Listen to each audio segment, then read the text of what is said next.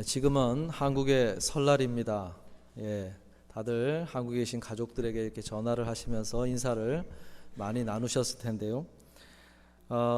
예전에 제가 이제 설날이 되면은 저희 아버지 형제분들이 다 모이기 때문에 할머니 한 분이 살아 계셔서 다 같이 모여서 이제 여전히 시간을 갖기 때문에 그 자녀들, 제 사촌들이 되겠죠. 다 같이 모여서 예배를 드리고 그리고 아침 식사를 나누고 이제 성묘를 하러 설날에 갑니다. 선산에. 그러면 이제 코스를 돌아서 선조들의 묘를 하나씩 돌면서 그 기억들을 이제 그 앞에서 나누어 주고 그리고는 기도하고 그렇게 내려오게 되지요. 대부분이 저희가 생전에 뵙지 못했던 분들의 이야기니까 어린 자녀들은 그냥 들어도 그런가 보다 이렇게 하고 그냥 내려오는데 그 형제분들 중에는 이제 눈시울을 붉히시는 분들이 있어요. 예전에 살아 계실 때 예뻐해 주시고 참 많이 해주신 그것들이 기억이 나면서 눈시울을 붉히는 그런 모습들을 볼 수가 있습니다.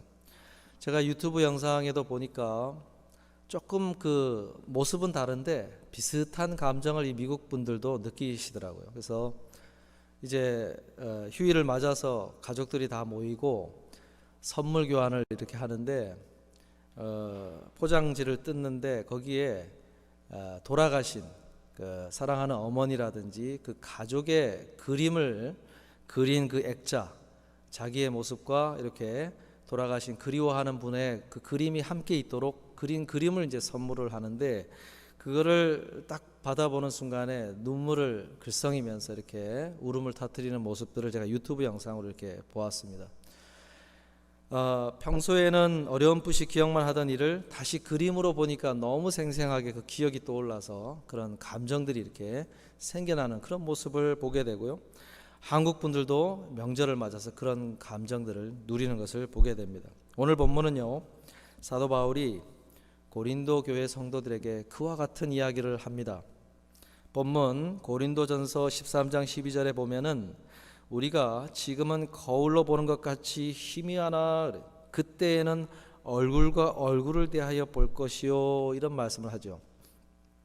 바울이요 고린도 교회 성도들에게 편지를 쓰게 되는데 그 쓴 이유는 고린도 교회 성도들이 누가 더 큰 하나님의 사랑을 받았느냐, 더 큰 은사를 받았느냐 하는 것 문제로 치고받고 갈등과 시기와 질투와 이 비교 의식 때문에 교회가 하나 되지 못하고 있다라는 소식을 듣고는 거기에 대한 편지를 쓰면서 우리는 한 몸이요 한 지체다, 이런 사실을 강조하면서 이 말을 하게 됩니다. 그러면서요, 지금 자신이 이렇게 하는 말이 생생하게 와닿지 않을 수 있다라고 이야기를 하고 있는 거예요. 지금 자신이 하나님 나라 차원에서의 의미들을 풀어내고 있고 알려주고 있는데 그것이 실제적으로 와닿지 않고 그냥 분명하게 이렇게 보이지가 않고 희미하게 다가온다고 하더라도 언젠가 그것이 가리키는 것이 생생하게 느껴지는 그 순간이 있을 수 있으니 그 말씀을 받고 그 말씀에 따라서 걸어라, 이 얘기를 하고 있는 거예요. 여러분, 무슨 이야기입니까? 희미하더라도 그것이 가리키고 있는 것이 참된 것이라는 이야기를 하고 있는 거죠. 그런 게 있을 수가 있습니다. 제가 둘째 아이니를 이제 필라델피아에서 병원에서 출산을 제 아내가 하게 되는데 그때 초음파로 이제 정기 검진을 가면은 보여주지 않습니까? 뱃속에 아이가 움직이는 그 움직임을 아웃라인으로 이렇게 보니까 잘은 모르지만 그래도 아이가 움직이는 그 움직임을 보면서 제가 상상을 하게 되거든요. 아, 코는 저렇게 생겼겠구나, 입 모양은 저렇게 되겠구나, 얼굴 형태는 저렇구나. 손과 발의 움직임을 보면서 그 상상을 하게 되잖아요. 근데 막 이제 D-Day가 되어서 아이가 태어나는데 딱 보는 순간에 제가 상상한 그림하고 매치가 되는 거예요. 그러면서 제가 그 초음파로 알려주는 그 아웃라인을 보면서 살을 붙이고 그림을 그리고 이렇게 이미지를 상상을 한 것이 다르지 않았구나라는 그런 의미를, 그 느낌을 확 받는 거예요. 마찬가지로요, 우리가 말씀을 통해서 사도 바울이 지금 말씀을 풀어내고 있고 알려준 그 편지를 통해서 받아보는 것들이 어떻게 보면은 비주얼하게 눈앞에 보이지가 않지요. 알긴 아는 것 같은데 희미하지 않습니까? 그러니까 우리가 거기다가 상상력을 붙이고 이미지를 붙이고 해가지고 더 이렇게 뭔가 그림으로 좀 와닿게 하려고 우리 나름대로 그렇게 생각을 하지 않습니까? 희미한 것 같은데요, 그것이 가리키고 있는 것이 참되다고 한다면은, 그죠? 참된 것을 가리키고 있다고 한다면 어느 순간, 그 순간이 되면, 그 나라의 모습들이 확 보여지는 순간이 되면, 그게 다르지 않았구나, 그렇게 알게 되는 순간이 있다는 거예요. 사도 바울은요, 고린도 교회 성도들에게 하면서 내 말이 희미하게 들리지 않느냐? 그런데 그것이 가리키고 있는 것이 참되니 그것을 믿어라 그래요. 믿어라. 여러분, 요한계시록 7장에 가면요, 사도 요한이 생생한 모습으로 또다시 좀 더 생생하게 이제 과연 하나님 앞에서 어떤 일이 벌어지게 될지를 보여주고 있지 않습니까? 15절에 보니까, 요한계시록 7장 15절에 보니까, 그러므로 그들이 하나님의 보좌 앞에 있고 또 그의 성전에서 밤낮 하나님을 섬기매 보좌에 앉으시니까 그들 위에 장막을 치시리니, 그래요. 여러분, 하나님의 보좌 앞에 모든 이가 직접 서 있고요, 그리고 그분이 보좌가 있는 그곳이 성전이라고 부르고 있으면서 그곳에서 하나님을 향하여 섬기고 있다, 이런 모습을 보여주지 않습니까? 한마디로 천상에서 이루어지는 성전이라고 할 수가 있지요. 반대로 우리가 지금 경험하고 있는 이 시대는요, 눈으로 비주얼하게 보이는 그 생생함이 없는 우리의 마음 속에서 느껴지는 내면 속에 그것이 이루어지는 마음의 성전을 경험하는 시대에 살고 있습니다. 여러분, 그런데 우리가 지금 이렇게 하나님 앞에서 예배를 드리고 하는 이 모습이요, 희미한 것 같은데 그것이 가리키고 있는 천상의 예배, 천상의 예배의 모습도 다르지 않다는 거예요. 지금 우리의 이 모습과 다르지 않다는 거죠. 대신 이 단상이 아니고요, 하나님의 보좌가 위치해 있고 그곳에서 성전이 이루어지는 가운데 사람들이 서서 그 앞에서 하나님을 예배하는 모습이 펼쳐진다는 거예요. 다르지 않지 않습니까? 우리가 지금 이 땅에서의 경험하고 있는 그런 모습들과 다르지 않다는 거예요. 그런 면에서 보면요, 오늘 우리는 희미한 예배, 희미한 이 지상의 성전의 경험을 하면서 살아가고 있습니다. 그러나요, 늘 기억하셔야 될 것은 우리가 경험하는 이 희미한 모습들이 가리키고 있는 것이 참되다고 한다면은 결국 그렇게 걸어가면 다르지 않은 온전한 모습을 마주하게 된다는 거죠.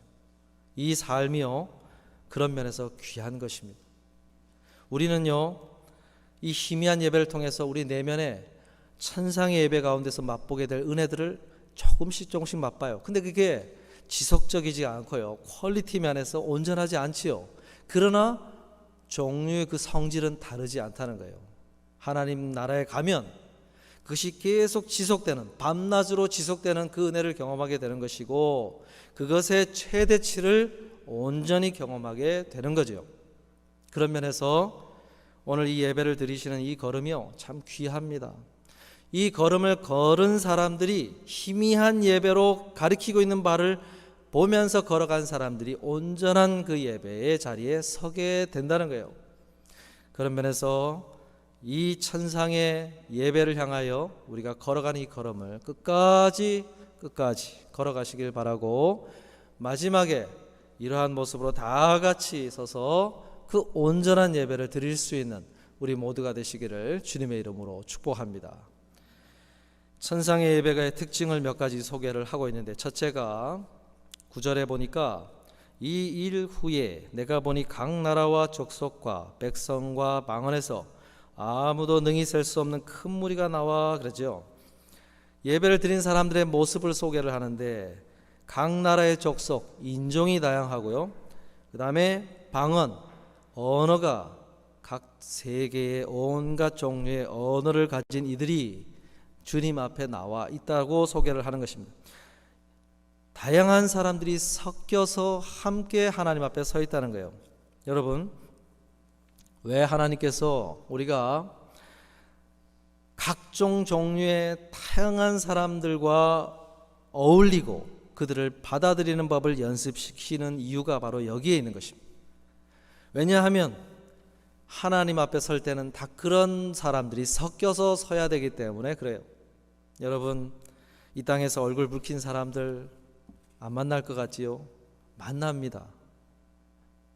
섞여요. 그 하나님 앞에 섞여서 서야 되기 때문에 하나님 앞에 오기 전에 용서해라 그러는 거예요. 화해해라. 그리고 이왕이면 화평을 이루라. 여러분, 올 한 해요, 얼굴 붉히는 관계 만들지 마시고 하나님 앞에서 이왕이면 용서하시고 화목하시고 평안한 그러한 관계를 가꾸어 나가실 수 있기를 바랍니다. 그래서요, 하나님 앞에 섰을 때 그 관계 다 청산하고 가야 되죠. 그래서 마지막에 크리스찬들이요, 인생을 떠날 때 마음에 걸림이 되는 것들이 그런 것들이에요. 내가 좀 미워했던 사람이 있으면은 한번 화해하고 싶고 그런 마음이 들게 된다고 그래요. 그 이유가 다 그런 거죠. 주님 앞에 섰을 때 다 내가 청산해가고 가야 될 관계들, 가족 관계, 교회, 교우들과의 관계, 이런 것들 다 그렇게 하게 하시는 거예요. 둘째가요, 14절에 보니까 어린 양의 피에 그 옷을 씻어 희게 하였느니라 그러죠. 흰 옷을 입고 있다 이렇게 표현을 하고 있으면서 그 흰 옷이 뭐냐? 예수 그리스도의 피, 어린 양의 제물이 되신 예수 그리스도의 피에 그 옷을 씻어 하얗게 된 그 옷을 입고 서 있다 그랬습니다. 여러분, 이사야서 61장 10절에 보면요, 옷을 두 가지를 이야기를 해요. 한 가지가 아니라 거기 보면은 내가 여호와로 말미암아 크게 기뻐하며 내 영혼이 나의 하나님으로 말미암아 즐거워하리니 이는 그가 구원의 옷을 내게 입히시며 공의의 겉옷을 내게 더하심이 신랑이 사모를 쓰며 신부가 자기 보석으로 단장함 같게 하셨음이라 그래요. 하나는 오늘 계시록이 소개하는 것처럼 어린 양의 피에 씻어 하얗게 된 구원의 옷을 이야기를 하고요, 하나 더 이야기하죠. 공의의 겉옷을 입고 있다 이렇게 표현을 하고 있어요. 이 두 옷을 다 우리가 참 중요하게 생각을 해야 되는데요, 오늘 새가족 환영의 시간을 갖는데 제가 눈치채신 분들은 있겠지만 새가족 환영의 시간을 가질 때마다 복음과 관련된 그 영상을 제가 틀지 않습니까? 그 이유가 있어요. 그것은요, 구원의 옷을 입었는지를 보라라는 그 의미를 담아서 그 복음의 메시지를 보여드리는 것입니다. 여러분, 어린 양의 피에 씻어 하얗게 된 옷은 어떻게 입느냐? 그것은 복음을 듣고 그 복음 안에서 제시하신 예수 그리스도 안에서 우리의 죄가 깨끗하게 씻김을 받을 수 있는 그 구원의 길을 믿음으로 받아들이는 사람이 그 옷을 입는 것입니다. 그래서 복음을 접하면서 혹시 내가 입고 있는 것처럼 생각하고 걸어왔는데 가만히 보니까 안 입고 있는 게 아닌가 하는 생각이 드시면은 복음을 듣고 주님 앞에 믿음을 고백하심으로 그 옷을 입어야 된다, 그 기회를 드리기 위해서 복음을 들려드리는 것이고, 복음의 옷을 입고 있구나 하는 것을 확인하시는 분들은 그래, 여전히 그 고백을 내가 품고 가야지 다짐하는 그런 시간을 가지라고 그 복음을 틀어드리는 것입니다. 그런데 또 하나 옷을 입다고 소개를 했지요. 그 구원의 옷이요, 기본적으로 입는 그 안에 있는 베이직한 옷이라고 한다면은 그 위에 겉옷으로 입는 옷을 소개를 했어요. 그것이 공의의 겉옷입니다. 공의의 겉옷. 그것이 무엇이냐? 마태복음 22장에 가보면요, 예수님께서 천국에 관한 비유의 말씀을 하십니다. 한 임금이 자기 아들을 위하여 혼인잔치를 벌린 이야기를 하세요. 그러면서 초청을 하게 했는데 초대장을 받은 사람들이 오지를 않아요. 나는 비즈니스 해야 된다, 나는 뭐 어디 결혼식이 있다, 각종 이유를 대면서 오지를 않으니까 화가 난 그 초대한 임금이 길거리에 나가가지고 아무나 붙잡고 초대를 해라 그랬어요. 그래가지고 그 초대를 받고 사람들이 왔어요. 그래서 잔치가 벌어지는데 문제가 있지요. 그 임금이 이제 초대를 받아 앉은 사람들이 앉아 있는 모습들을 쭉 돌아다니면서 보는데 한 사람이 예복을 안 입고 있더라 그랬어요. 예복을 안 입고 있더라. 진노를 하면서 그 임금이 그 예복을 안 입은 사람을 쫓아내라고 그랬어요. 근데 여러분, 그 근동 문화에서는요, 그 예복이 뭐냐면은 잔치를 주최한 주인이요, 입구에 서 있으면서 들어오는 사람들에게 무료로 나눠주는 거예요. 무료로. 그 예복이라는 것은 준비해 오는 게 아니고 초대한 사람이 준비를 해놨다가 입으라고 주는 거예요. 그걸 입고 그 주인에 대한 예의를 갖춰서 앉아있게 되는 문화입니다. 그런데 옷을 다 나눠줬는데 그거를 안 입고 자기가 입고 싶은 옷을 입고 앉아있는 그 한 사람이 있었다는 거예요. 그 사람을 그 주인의 호의를 갖다가 무시하고 결례를 행했으므로 그를 쫓아내라 그런 거예요. 이 예복이요, 공의의 겉옷입니다. 공의의 겉옷. 한마디로 하나님께서 옳다고 여기시는 그 말씀을 따라 행하는 그 올바른 행실을 말하는 것입니다. 주님 앞에서 말씀을 듣고 내가 원하는 대로 살아가는 걸음이 아니고요, 하나님이 원하시는 대로 그 삶의 걸음을 통해서 만들어지는 그 공의의 겉옷을 입고 있어야 된다고 이야기를 하는 거예요. 그것을 이사야 61장 10절 후반부에 이렇게 얘기하죠. 신부가 자기 보석으로 단장함 같게 하셨다 그래요.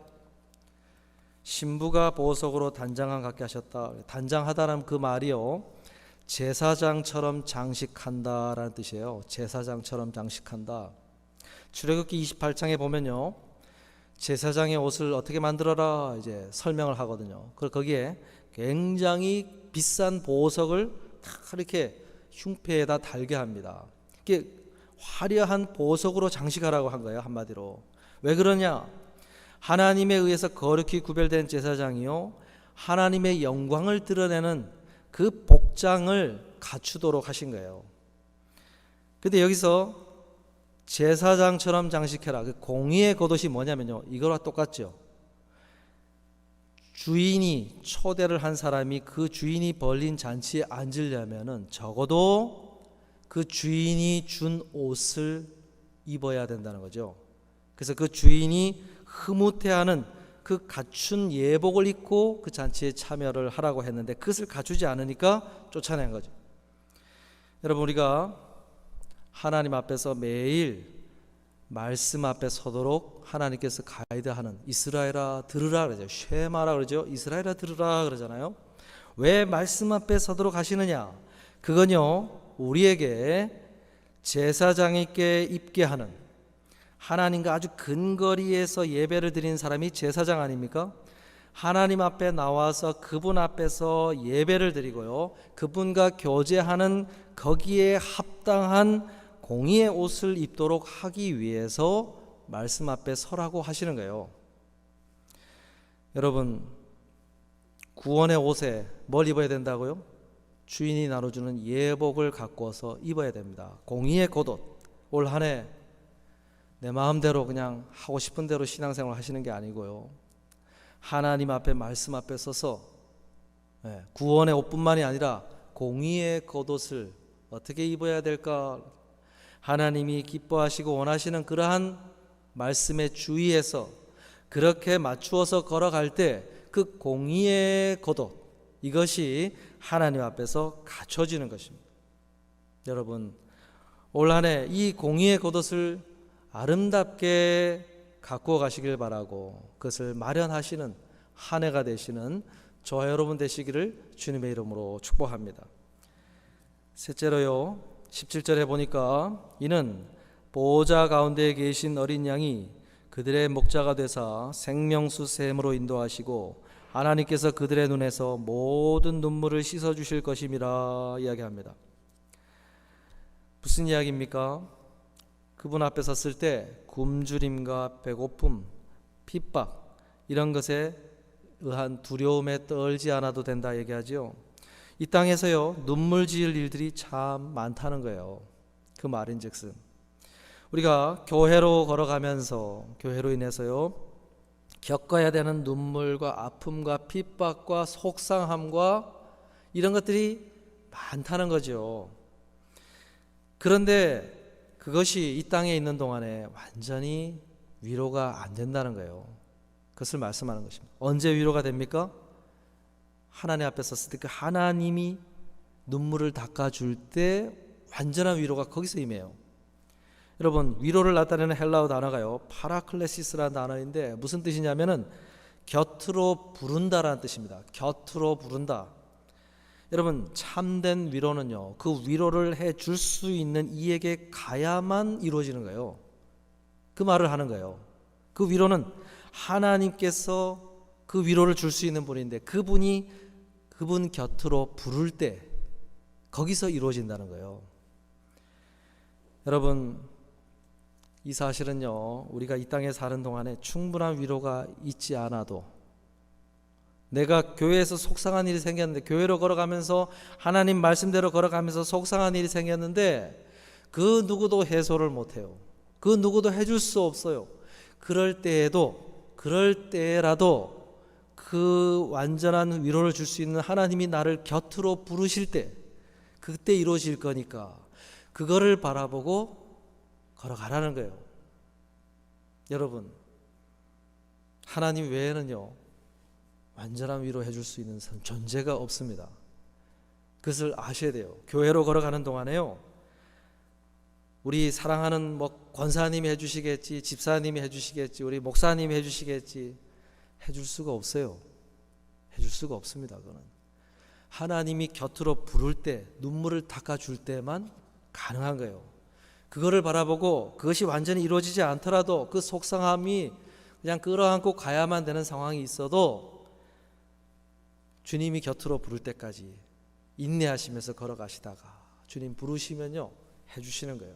그걸 바라보고 가라는 거예요. 여러분 예수님께서 요한복음 14장 6절에 그랬지요. 예수께서 이르시되 내가 곧 길이요 진리요 생명이니 나로 말미암지 않고는 아버지께로 올 자가 없느니라 그랬어요. 예수님이요 어린 양 대신 예수님이 어떻게 합니까? 그들의 목자가 되사 생명수 샘으로 인도하시고 하나님 곁으로 인도하시잖아요. 그런 다음에 하나님께서 그들의 눈에서 모든 눈물을 씻어주실 것입니다. 우리가 예수 그리스도를 통해서 아버지 하나님 품으로 가는 여정에 있는 사람들입니다. 그 여정의 길을요 끝까지 걸어가셔서 마지막에 주님 안에서 그 은혜를 누리실 수 있는 우리 모두가 되시기를 주님의 이름으로 축복합니다. 마지막 말씀을 마치려고 하는데요 고린도전서 13장 12절에 그렇게 말씀하지요. 주께서 나를 아신 것 같이 내가 온전히 알리라 그랬어요. 이 말씀에는 어떤 뜻이 있냐면요 주님께서 나를 아신 것 같이 지금하게 나에게 그것이 알려지지 않는다는 거예요. 무슨 얘기냐? 지금 나는 잘 모른다는 거죠. 뭘 모릅니까? 내가 걸어가는 이 걸음이 어떤 의미가 있는지, 어떤 하나님 나라의 큰 그림 속에 어떤 역할을 하는 건지 모른다는 거예요. 여러분 퍼즐 맞추기를 하면요 그 퍼즐 한 조각이요 독특한 그림이 들어있지 않습니까? 근데 그 퍼즐 한 조각만 따로 떼어서 보면요 그게 무슨 그림의 일부분인지 모릅니다. 전혀 몰라요. 근데 그 퍼즐 조각을요 연결시켜서 그 완성을 시키면요 그 그림이 쫙 나오지 않습니까? 근데 그 그림을 아시는 분이 하나님이에요. 우리는 모른다는 거예요. 하나님은 아시는데 우리는 그 의미를 몰라요. 이 땅에 사는 동안에 알려지지 않는다 그랬어요. 하나님이 보시는 그 그림처럼 우리는 알지 못한다 그랬어요. 그런데 언제요? 내가 온전히 알리라 그랬죠. 주님께서 나를 아신 것 같이 내가 온전히 알리라. 우리가 하나님 앞에 가면요 하나님이 보신 그 그림 속에서 아, 내가 어떤 역할을 했구나, 내가 걸어온 걸음이 하나님 나라에서 어떤 의미를 갖는구나 하는 것을 다 알게 되는 거예요. 여러분, 그러면요, 그렇다면은 나는 모르잖아요. 하나님은 아시고. 그러면 내 생각과 하나님의 생각이 서로 다를 때, 하나님의 말씀과 내 하고 싶은 소망이 다를 때 어떤 걸 선택해야 되겠습니까? 이왕이면 나는 모르는데 하나님이 아신다 그러면 이왕이면 하나님의 말씀을 선택해야 되죠. 하나님은 그 그림을 아시니까, 나는 모르니까. 그래서 우리는 어떤 선택을 해야 되느냐? 하나님, 제가 이걸 하고 싶은데 그래도 저는 모르니까 하나님은 아시니까 제가 하나님 말씀을 따르겠습니다 하는 그런 선택을 하라는 거예요. 그러면요, 그 선택이 잘못되지 않는다는 거죠. 여러분, 이 사실을 믿으시고요, 하나님 말씀을 선택하시면서 걸어가실 수 있기를 바라요. 제가 제 둘째 아인이 퍼즐 맞추기 하면 막 열불이 나거든요. 이게 맞는다고 그러는데 안 해요. 고집을 피우면서 자기 걸 막 우겨 넣는 거예요. 그리고 어떻게 됩니까? 그림이 막 이상해지는 거죠. 결국은 고집 피우다가 다 드러내야 돼요. 다 드러내고 다시 맞춰야 돼요. 다시. 이게요, 여러분, 우리가 때로는 하나님의 말씀을 받아들이면 되는데 내가 고집 피워서 가다 보면 그림이 이상해지거든요. 이상해져가지고 나중에는 하나님, 모르겠습니다, 수습해 달라고 이렇게 나오지 않습니까? 여러분, 한 걸음 한 걸음 주님 앞에서 나는 모르니까 하나님은 아시니까 이왕이면 하나님 걸 선택하셔서 걸어가셔서요, 하나님이 나중에 다 알려주실 때 그게 맞았구나 하는 그런 흐뭇한, 하나님과 함께 흐뭇하게 기쁨을 누리시는 우리 모두가 되시기를 주님의 이름으로 축복합니다. 기도하겠습니다.